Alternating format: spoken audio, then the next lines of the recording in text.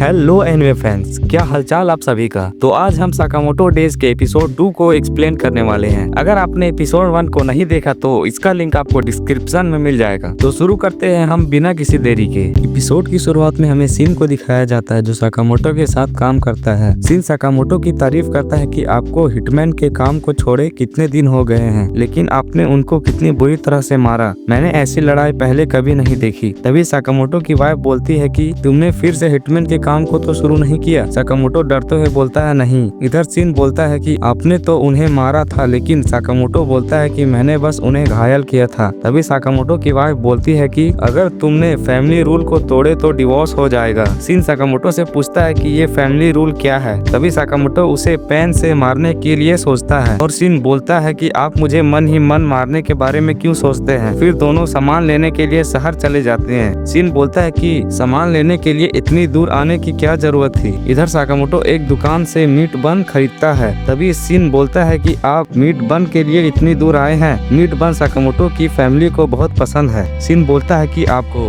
Family की कितनी फिक्र है और शिन फिर से फैमिली रूल के बारे में पूछता है, लेकिन साकामोटो चुप रहता है क्योंकि शिन माइंड रीड कर सकता था, इसलिए साकामोटो सारी बातें मन में ही बोलता है। लेकिन तभी वहाँ एक लड़की ऊपर से विंडो तोड़कर साकामोटो के ऊपर गिर जाती है। कुछ लोग इस लड़की के पीछे पड़े हुए थे। इस लड़की का नाम होता है लियू शाओटांग। यह लड़की उन गुंडों से लड़ने के लिए तैयार हो जाती है। इधर शिन बोलता है कि हमें यहाँ से निकल जाना चाहिए, लेकिन साकामोटो को अपने वंश की फिक्र थी जो अब उस लड़की के गिरने से खराब हो चुके थे। वह गुंडे लड़की को पकड़ने के लिए आते हैं, लेकिन लू उनको सबको अकेले ही मार देती है। शिन उस लड़की के मार्शल आर्ट को देखकर हैरान हो जाता है। तभी एक मोटा आदमी लू को पीछे से पकड़ लेता है और एक गुंडा उसे चाकू मारने के लिए जा रहा होता है, लेकिन साकामोटो अपने चमचे से चाकू को रोक लेता है और उसे एक मुक्के में ही सुला देता है। इधर शिन भी उस मोटे आदमी के सिर पर ईंट मारकर सुला देता है और एक गुंडे को लू पीट देती है, लेकिन वहाँ और भी गुंडे आ जाते हैं। तभी साकामोटो उस लड़की को उठाकर भागने लगता है। वो गुंडे उन्हें पकड़ नहीं पाते। वो गुंडे अपने बॉस को बताते हैं कि वह लड़की भाग गई और उसका बॉस बोलता है कि उस लड़की के लिए हमने उसके पूरे खानदान को मार दिया और तुम बोल रहे हो कि तुमने उसे खो दिया। वह बॉस से माफी मांगता है। तभी पीछे से एक आदमी आता है और वह उसके गर्दन को काट देता है और वह अपने भाई से कहता है कि ये देखो, ये अभी भी सांस लेने की कोशिश कर रहा है। उन दोनों का नाम होता है सोन ही और बाचो। बॉस उन दोनों से कहता है कि उस लड़की के पास एक चाबी है और तुम्हें उस चाबी को लाना है, तभी हम ब्लैक मार्केट पर कब्जा कर पाएंगे। तुम्हारे रास्ते में जो आए तुम उसे खत्म कर दो। इधर वह लड़की बताती कि वह एक माफिया की बेटी है और वह ल्यू क्लैन से है। वो गुंडे इस चाबी के पीछे पड़े हुए हैं जो एक हिडन वर्ल्ड की चाबी है जो उसके पेरेंट्स ने उसे दी थी। शिन बोलता है कि तुम इस चाबी को फेंक क्यों नहीं देती, इससे तुम्हारी जान जा सकती है। ल्यू बोलती है कि इस चाबी को बचाने के लिए मेरे पेरेंट्स ने अपनी जान दे दी। अगर मैं इसे दे दूं तो ऊपर जाकर मैं अपने पेरेंट्स को क्या मुंह दिखाऊंगी। और वो लड़की वहाँ से जाने लगती है। तभी साकामोटो उससे पूछता है कि क्या तुम्हें वंश बनानी आती है। ल्यू बोलती है कि मेरे पेरेंट्स ने मुझे सिखाया था। शिन बोलता है कि हमें इसमें नहीं पढ़ना चाहिए। साकामोटो बोलता है कि हमें इस लड़की को प्रोटेक्ट करना है। अगर ये जिंदा घर पहुंच गए तो ये हमारे लिए वंश बनाएगी। तभी वहाँ बाचो आकर साकामोटो के मुंह पर एक जोरदार किक मारता है और साकामोटो एक बिल्डिंग में जाकर गिर जाता है। ल्यू शिन को बताती है कि ये दोनों जुड़वा भाई है और ये हिटमैन भी है। ये अपने टारगेट को कभी जिंदा नहीं छोड़ते। ये सीरियल किलर है जिन्हें लोगों को मारने में मजा आता है। ये इतने बेरहम है कि ये मारे हुए लोगों के सर का स्केच बनाते हैं। तभी बाचो बोलता है कि हम फेमस हो गए, लेकिन सोन ही बोलता है कि हम हिटमैन है, हमारे बारे में किसी को पता नहीं होना चाहिए। तभी शिन सोनही को मारने आता है, लेकिन सोनही उसका हाथ पकड़ लेता है और बोलता है कि क्या तुम गुस्सा हो क्योंकि मैंने तुम्हारे दोस्त को मार दिया। लेकिन शिन बोलता है कि तुम साकामोटो को नहीं जानते, कोई नौसिखिया ही होगा जो साकामोटो के बारे में ना जानता हो। तभी बाचो लू के पीछे जाकर उसे मारने की कोशिश करता है, लेकिन साकामोटो आकर उसके सर पर एक जोरदार पंच मारता है जिससे छत भी टूट जाती है। सोन ही बोलता है कि तुम चाबी हमें दे दो तो तुम्हें हम आसान मौत देंगे। ल्यू बोलती है कि यह मेरे पेरेंट्स की आखिरी निशानी है, मैं इसे कभी नहीं दूंगी। सोन ही बोलता है कि तुम्हारे पेरेंट्स ने भी यही बोला था जब हमने उसे मारा था। तभी लू गुस्से से उसे मारने के लिए जाती है। तभी साकामोटो उसे पकड़कर पीछे कर देता है। शिन लू को बोलता है कि तुम्हें गुस्से में फैसले नहीं लेने चाहिए। ल्यू बोलती है कि इस चाबी के खातिर मेरे पेरेंट्स ने अपनी जान दे दी। सोन ही ल्यू की तरफ एक कुनाई फेंकता है, लेकिन साकामोटो उसे अपने हाथों से पकड़ लेता है। सोन ही बोलता है कि तुम हमारे काम में अपनी टांग मत अड़ाओ। इधर लू सोचती है कि मेरी जान बचाने के लिए साकामोटो अपनी जान जोखिम में क्यों डाल रहा है। तभी साकामोटो अपने पुराने दिनों को याद करता है जब साकामोटो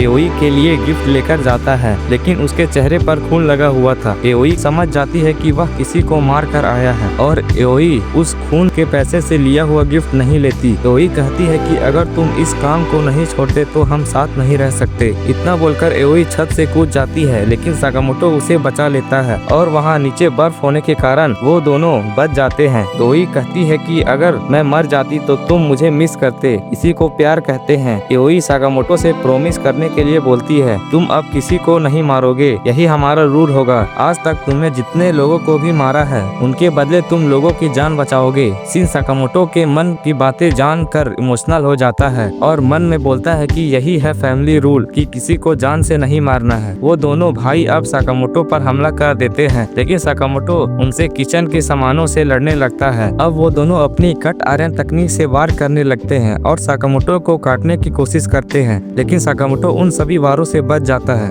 लेकिन साकामोटो को गर्दन में मोच आ जाती है, जिसे शिन वहाँ बैंडेज लगा देता है। सोन ही सोचता है कि आज तक कोई भी हमारे आयरन अटैक से नहीं बच पाया, लेकिन इसे एक खरोच तक नहीं आई और वो दोनों अपनी दूसरी तकनीक का इस्तेमाल करने जाते हैं, लेकिन साकामोटो बाचो के सिर पर एक बर्तन दे मारता है और सोनही के खतरनाक हथियार को तोड़ देता है। सोनही अब साकामोटो को छोड़कर लू की तरफ जाता है, लेकिन शिन उसके दिमाग को पढ़कर उसे एक रस्सी से पकड़कर फेंक देता है और साकामोटो उसके सिर पर फ्रीज दे मारता है, जिससे दोनों भाई वहीं ढेर हो जाते हैं और शिन उनको रस्सी से बांध देता है। लू साकामोटो से पूछती है कि आखिर तुम दोनों कौन हो? तब साकामोटो बोलता है कि हम बस दुकान पर काम करते हैं। इधर बॉस गुस्सा हो रहा था और गुस्से में बोलता है कि सोनही और बाचो कहाँ रह गए? ये खजाना मेरे पास है, लेकिन मुझे इसकी चाबी चाहिए। तभी साकामोटो और शिन उन दोनों को लेकर बॉस के पास पहुंच जाते हैं। बॉस सोचता है कि ये दोनों अंदर कैसे आए। तभी लू पीछे से आकर बॉस के गर्दन में चाकू रख देती है, जिससे बॉस रोते हुए माफी मांगने लगता है। लू उसे जान से नहीं मारती, लेकिन उसकी बुरी तरह से धुलाई करती है और बोलती है कि हमेशा लोगों को मारना ही भलाई का काम नहीं होता, हमें पास्ट को भुलाकर खुशी से जीना चाहिए, ऐसे मेरे पिता कहा करते थे। जब लू उस बोल्ट को ओपन करती है जिसमें बहुत सारा खजाना पड़ा होता है और उसमें खजाने के अलावा किताबें और कुछ सामानें भी थी। शिन एक किताब को पढ़ने लगता है जिसमें लिखा था कि लू क्लैन का जो हेड होगा उसे अपनी सबसे कीमती चीज यहाँ रखनी होगी। लू के पिता ने वहाँ एक ड्रिंक रखी थी जिसे वह लू के साथ पीना चाहता था। इसके बाद साकामोटो अपने बंस निकालता है जिसे वह अभी तक रखा हुआ था और तीनों उन्हें खाने लगते हैं। अगले दिन से लू भी साकामोटो के दुकान को ज्वाइन कर लेती है, लेकिन शिन देखकर हैरान हो जाता है और वह पूछता है कि तुम यहाँ क्या कर रही हो? लू बोलती है कि मैं यहाँ बंस बनाऊंगी। शिन बोलता है कि तुम्हारे पास तो बहुत खजाना है, लेकिन लू बोलती है कि वह अपने खानदानी चीजों को इस्तेमाल नहीं करेगी। साकामोटो शिन से बोलता है कि तुम अब फैमिली का हिस्सा हो, इसलिए तुम अब किसी को नहीं मारोगे। फिर हमें कुछ लोगों को दिखाया जाता है जो आपस में बातें कर रहे होते हैं, जहाँ साकामोटो का एक पोस्टर दिखाया जाता है जिसमें लिखा होता है कि जो भी साकामोटो को मारेगा उसे 1 बिलियन येन का इनाम दिया जाएगा। तो फ्रेंड्स, यहीं पे हमारा एपिसोड 2 खत्म हो जाता है। अगर आपको ये वीडियो अच्छा लगा हो तो इस वीडियो को एक लाइक करके चैनल को सब्सक्राइब कर देना। हम मिलते हैं अपने एपिसोड 3 वाले वीडियो में।